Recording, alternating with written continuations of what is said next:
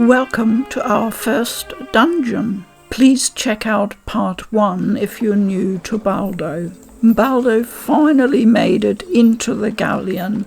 I need to stress that when I started playing this game, I had forgotten, to put it bluntly, some of the basics of Zelda-style gameplay, so I will point out where I made obvious errors. There's clearly a puzzle here, and Baldo, or rather me, is suitably puzzled. Now here comes Big Fat Ratty, and I really should by now be grabbing the nearest item to hit him with, but I don't think I had twigged I need to constantly do that, nor had I spotted that there's a handy skull there, and instead I use my shield, which is absolutely the wrong thing to do. Because equipment degrades in Baldo, yes, and this is a precious shield that will soon be gone. Obvious mistake, but I guess I had to make it. So I keep running around trying to avoid Ratty and using the old ship's gun, obviously for the purpose it's intended for.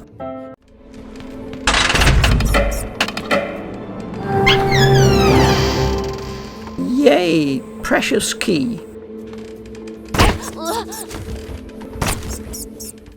So off I scamper with my key. I'm sure Baldo himself would have done this much better. Now you see, I'm quickly recovering a heart. You will slowly recover HP in this game, but there are a variety of settings, and I set it for the purposes of this dungeon to recover more quickly, because the dungeons in Baldo can be brutal. The first one's not too bad, but I wanted to have a fairly straightforward run to get my first bearings, really. Which door to take? These are weighty decisions. Okay, this one it is. Hey, more boxes to push around.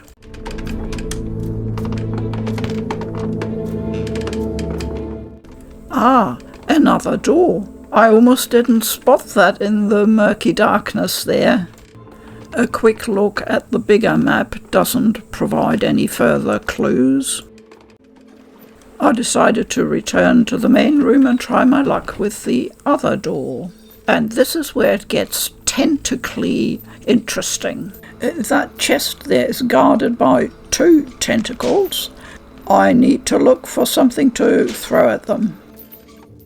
So I take the next door and I'm outside. Woo! Oops, that came out of nowhere. Replaying a freeze frame, you can see that the collision detection tends to be more generous for the enemy. But I'm studying his timing. I'm grabbing the pot and he's got his comeuppance. Nasty tentacle. And there's a pumpkin. Oh, we love pumpkins. So useful against monsters. Now, I can't remember, it's months ago now, why I decided to put the pumpkin down here and leave it, maybe to use later, and go on and explore the next door. I'm still feeling my way around, so there's a lot of backtracking involved. There are 2 enemies here. I arm myself with a pumpkin. I am determined now. Positioning is very important, and I got him smack on. Please line up next tentacle. Good. Snooker. That had an effect on another tentacle in the area further below, but I can't get through there, so I have to backtrack. This is the whole point of dungeons, isn't it? You run around like a stupid maniac. But the chest-guarding tentacles are gone, and I get 10 dindy. Okay, thank you very much. I don't know what to do next, so I simply go back to the starting room. Maybe a bright idea will strike me here. I decide to try this door again. This looks more promising. Lots of tentacles, a treasure chest, clearly a bit of a puzzle how to get through and to it. We'll work it out. But first, back to this room. There's gotta be a way past those boxes. And here is another example of how you've got to be patient in Baldo. Position yourself, nudge around, push and pull. Sometimes things don't quite respond. Don't give up immediately. Suddenly the box moved. That's all I can say. As Galileo so famously said, and yet it moves. Referring to the Earth, of course. Something else that moved was the lock-on here, because we presumably had the right key. 2 more enemies, 1 treasure chest. But no convenient pumpkin or skull, so a bit more pushing and we're in luck, we can get through.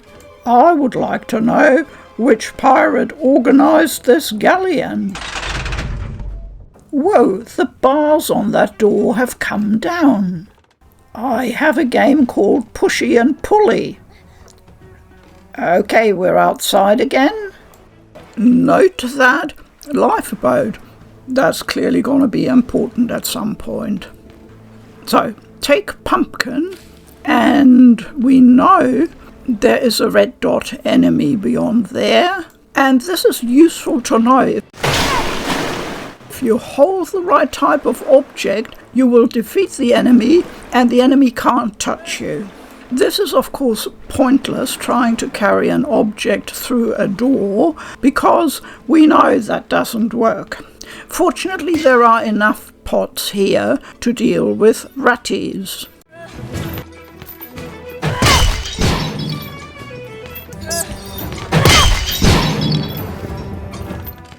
We find a Turo root. I have run out of pots, so I need to grab that one to be able to get rid of the tentacle over there.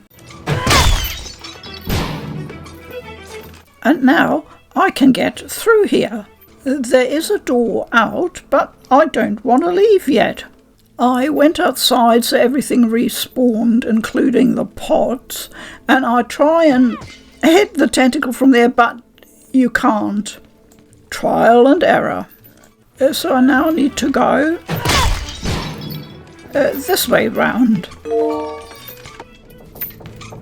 The solution, as so often, is blindingly obvious. I don't need to carry any pot through. I just need to grab a pumpkin and Bob's your uncle. No, Bob is not my uncle. This tentacle does not respond to pumpkins. The laws of the universe have changed.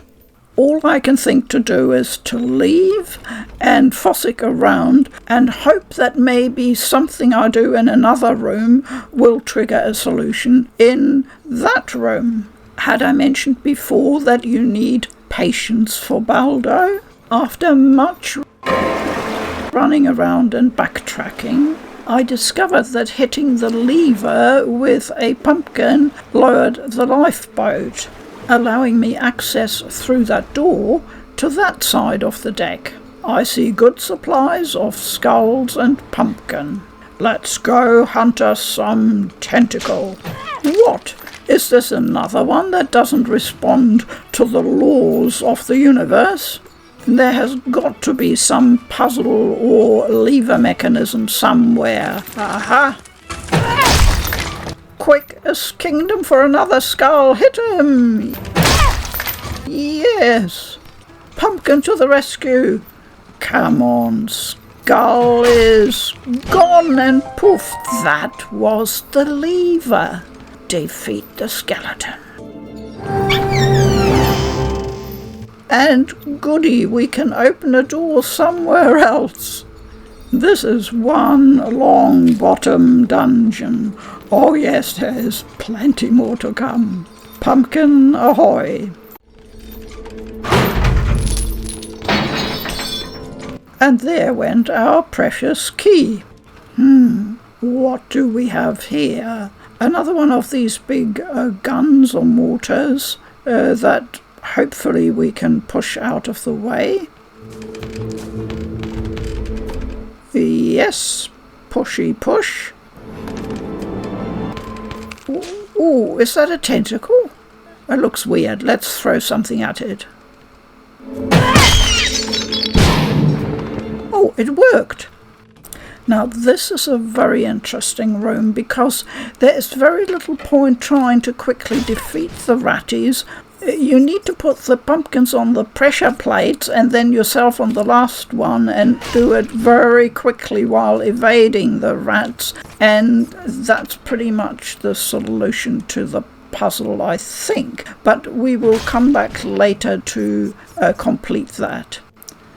By the way, the platform that was here formerly with a treasure chest stuck on it inaccessible has now been lowered through what we've been doing, so that is waiting for us at a lower level later on. So now we're back with the rats and the pressure plates and the pumpkins, and I will attempt to do it the right way. Positioning can be fiddly. The rat was very interested in that, but you can still get injured if there is any kind of collision. You see here the red flickering. I lose a heart. I've only got one left.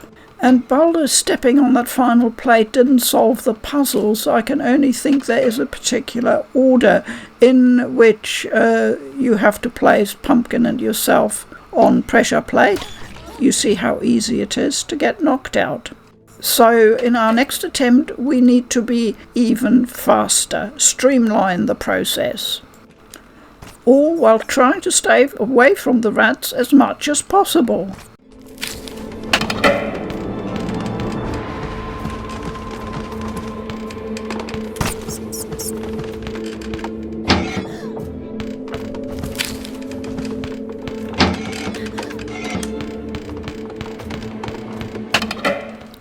Help, I need one more pumpkin and I've got none left. The other one's all exploded. What to do now? At least I'm safe on the pressure plate. Okay, time for a breather in another room. More big guns, more tentacles. I wonder, can we do this? Yes! This one unfortunately won't budge. And here is a new room. Baldo's clearly thinking about what to do. Tentacle on the left, tentacle on the right. But no, he just decides to leave the pot, sneak past the tentacles, and open the door. More guns, more tentacles. Where are we? The map doesn't tell me a lot, except that we're on floor 3. Where to from here? Okay, another door. Oh, look at that. There's a whole bevy of enemies ahead. It looks a bit risky, so I'm backtracking yet again.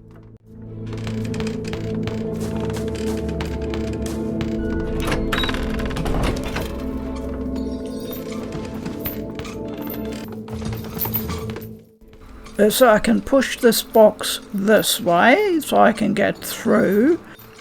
There is some kind of lever on this pole. How do we push it that way round? Oh, look at the treasure chest. Oh, whoa, I was too eager. You can't just step over a yawning gap, Baldo. So again, but this time properly, all the way. And that's the way to do it. Goodness only knows how we're going to get down there. And here you see that holding a pot is no defense anymore. Pick up 2 tentacles, get pot, and destroy evil tentacle. And always remember to collect loot. I can push the box out of the way, but I can't push the gun from this side. We're now coming into an interesting area. See the tentacle there? We need to deal with that. It's second time. That delicious sound of squashed tentacle never gets old.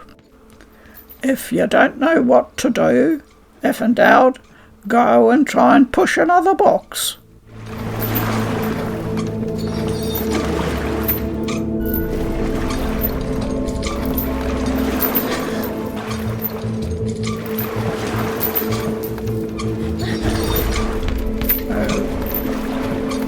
Look at that.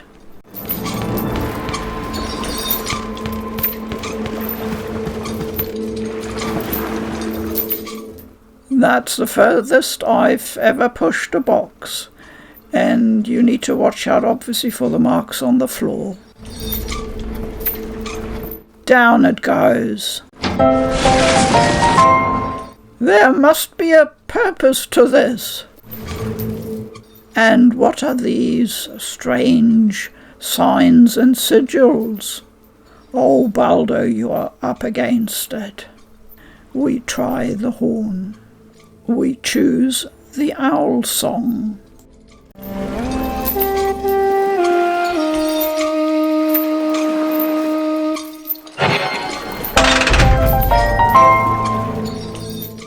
Oh, my good lords and ladies.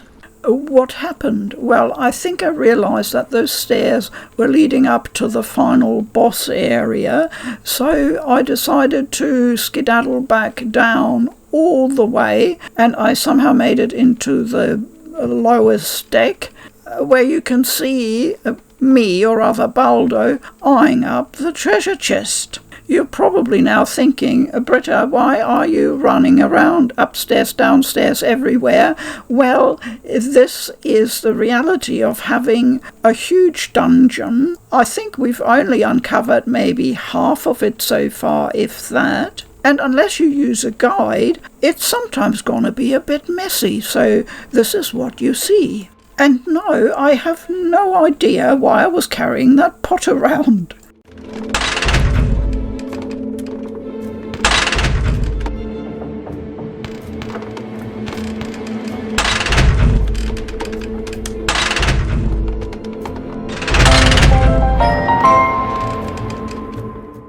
Bingo! Recognise that room? Well, that should be a piece of cake now. And up we go.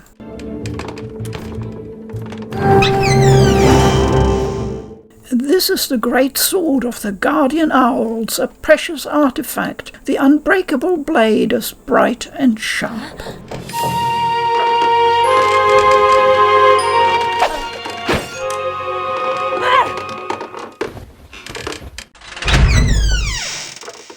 I'm now in a room with another one of these elevators, and that is pushable. I somehow need to activate that lever, but I can't get at it, so it's pick up a pot time, and aim and throw. And the elevator goes down. The big difference now is that Baldo actually has a sword. I'm still in the habit of throwing pots at enemies. That will do just nicely. There are a lot of tentacles here, so this is a good time to start practicing with the sword.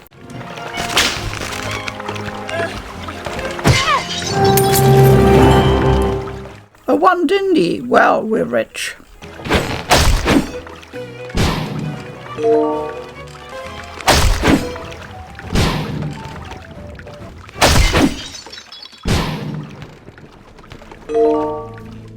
You see that completely hemmed-in treasure chest? Well, this is obviously one big puzzle with boxes floating there in the water. It's basically a game of pushing them about, and yeah, they will, you know how this goes. You have to somehow get them in the right position until something lines up magically and you can get across to the treasure chest. Is pushing the gun useful or important? I can't tell, but if in doubt, push things. I spent a long time here, and I think it was just trial and error that got me there in the end. So it's an interesting puzzle, and by that I mean potentially very annoying, but also of course satisfying once you've solved it.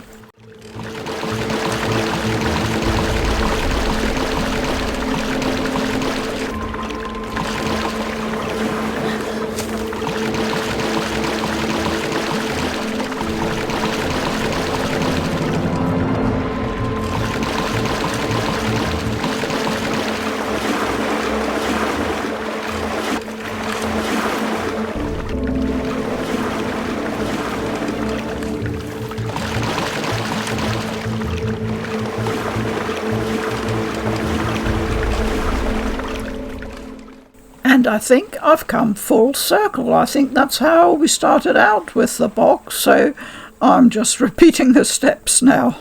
So I'll try and cut things short. I reckon I was overthinking things, because you can see now how Baldo gets around to the treasure chest. It's actually very simple. If I had only inspected this gangway earlier, all it needed was this one box there in that spot, and then you can get across. So simple. What a palaver. But we're getting there. What will be in the chest?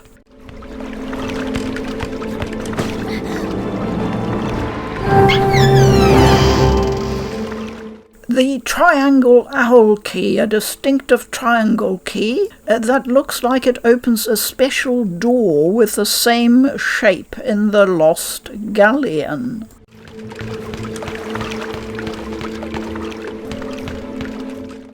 So here's the map for deck number 1, and there's the triangle owl key.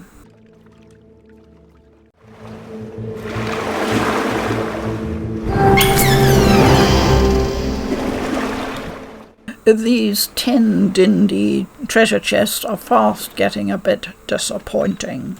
Now we're on the top deck here, obviously, and you'll recognise in a moment where we are. Remember that strange sigil we activated with the owl song? This is where it starts getting really serious. The last set of enemies and puzzles. And I apologise for not having coverage of absolutely every room, but I don't think I had recordings covering absolutely every minute. There is a lot here. I hope you're happy with that. So we'll leave Baldo for the time being pushing boxes and owl figures around while we have a little break. I hope you enjoyed having a look at how a dungeon works in Baldo. I continue to enjoy the game very much. As always, thank you for your time, for watching. I'm Food for Dogs. Bye bye.